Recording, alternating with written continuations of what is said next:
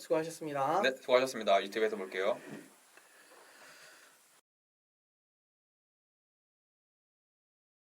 네, 오늘 저희 팟캐스트 녹음에서 어제였죠. 그 대선 후보 TV 토론회가 처음 네네. 열렸어요. 그래서 TV 토론회에 관한 이야기 나눴는데 일단은 어제 TV 토론회에 대한 총평부터 이야기해 볼까요? 네. 어떠셨나요?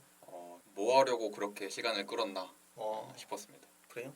토론 이렇게 나쁘지 않게 할 거면서 물론 잘했다라고 얘기하긴 어려울 수는 있지만 제가 너무 기대치가 낮아서 그런지 생각보다 꽤 잘하네 싶었어요. 네 후보 다. 그래서 뭐 하려고 이렇게 토론을 질질 끌었나 그런 생각이 들었습니다.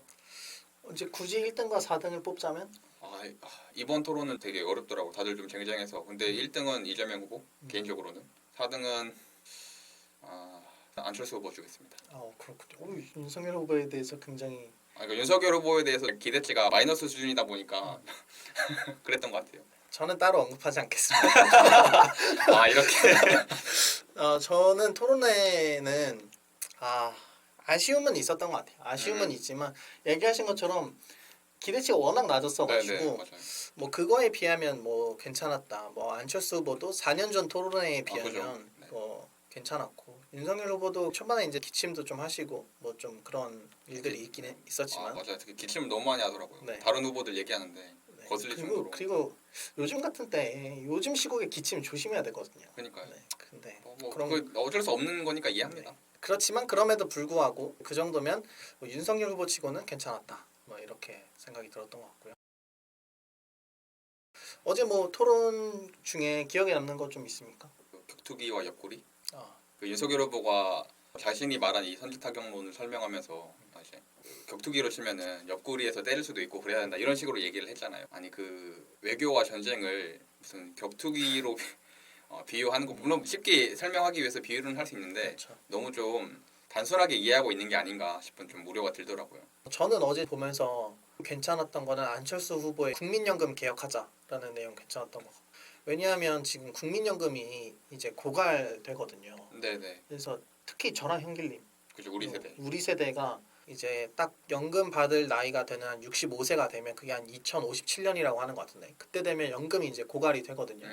그래서 우리는 이제 연금을 못 받고 살 수도 있는 물론 어떻게든 받겠지만 저는 이게 지금 굉장히 심각한 청년 문제라고 생각하는데 이 부분에 대해서 어떤 대선 후보들도 공약을 내거나 메시지를 내고 있지 않거든요. 근데 그 이유가 어제 토론회에서도 잠깐 언급이 됐었는데 이걸 꺼내는 순간 표가 떨어져요. 왜냐하면 지금 시니어 세대들한테는 연금 받는 게 굉장히 중요하고 그죠. 이 연금 개혁을 하려면 어쩔 수 없이 뭐 연금 받는 나이를 늦추거나 아니면은 지금 받는 수준보다 수령액을 낮추거나 이 방법밖에 없는데 그러면 당연히 안 찍어주겠죠. 그죠. 그리고 이제 갈수록 청년 인구는 줄어들기 때문에 또 더 적극적으로 연금 개혁하자 이런 얘기를 못 하는 거고. 그런데 어제 안철수 후보가 연금 개혁이 필요한 건 아니냐라고 해가지고 이제 다행히 세 분의 다른 후보들도 동의하는 쪽으로 이야기를 해서 그러면 우리가 선언을 좀 하자 이렇게 했는데 뭐 그것까지는 이어질 것 같지는 않아요. 왜냐하면 어차피 그것도 선언하는 순간 또 표 계산이 어떻게 될지 모르기 때문에 그럼에도 불구하고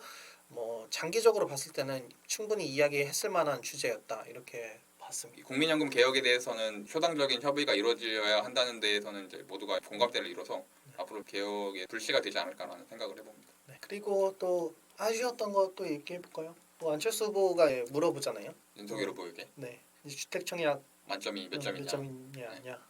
이제 40점이다. 만점은 84점. 4점인데 모를 수 있어요. 이렇게 점수를 알고 모르고 이런 건 중요한 건 아닌데 근데 윤석열 후보가 그 작년 9월에 당내 경선에서 이 주택 청약과 관련한 실언들을 몇 번 했었잖아요. 그렇죠. 집이 없으니까 청약 못했다. 내가 지방의 검사로 돌아다녀 가지고 청약 못했다.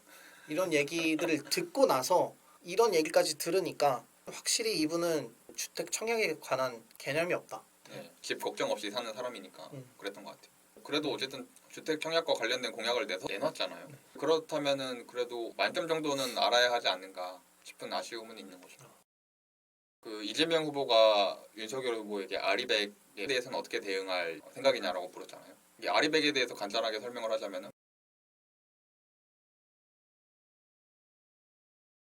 뭐 대표적으로 애플이라든가 BMW 같은 이런 세계적인 기업들은 이미 아리백을 채택했고 또 아리백을 채택하지 않은 기업들의 물건을 받지 않는 그런 정책까지 펼치고 있단 말이에요. 그래서 실제로 LG화학이나 삼성 SDI 같은 우리나라 대기업 제조사에서도 그런 해외 기업들의 수출을 하려다가 계약이 취소되기도 하고 그랬거든요. 아리백은 이미 현실이 됐고 이미 아리백을 달성한 기업들도 있어요. 저 같은 경우에는 주식에 관심이 많았다 보니까 작년과 재작년에 이게 되게 주식 시장의 화두였거든요. 그래서 아리백을 알고 있었는데 윤석열 후보는 그 아리백이 뭐냐 뭐 모를 수도 있어요.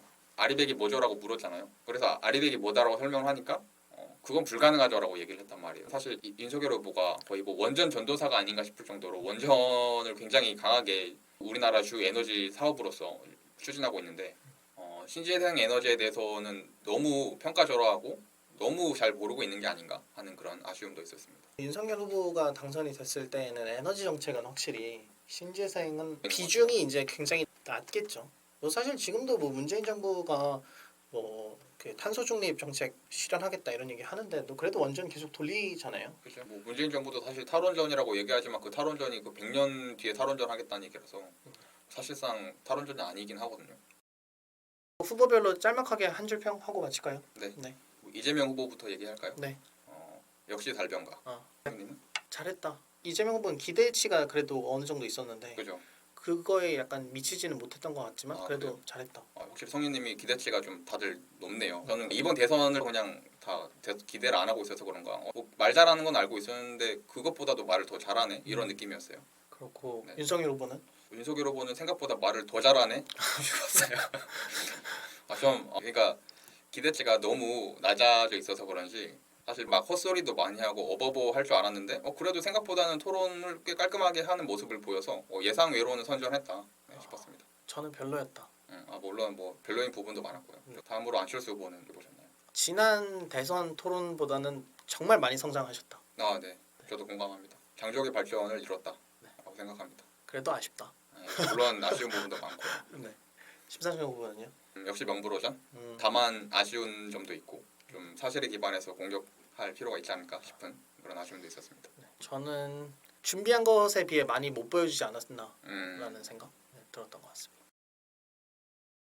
네, 그래서 뭐 오늘 어제 대선 토론에서 나왔던 것들 그냥 짚어보면서 이야기 나눴는데 뭐 앞으로 2차례 더 토론회가 남아 있고 그리고 뭐 어떻게든 아마 뭐 유튜브에서 또 어디서든 이렇게 대선 후보들이 네네. 나와서 이야기할 것 같으니까 그런 것도 한번 보면서 또 괜찮은 만한 이슈가 있으면 또 팔로우 해드리도록 하겠습니다.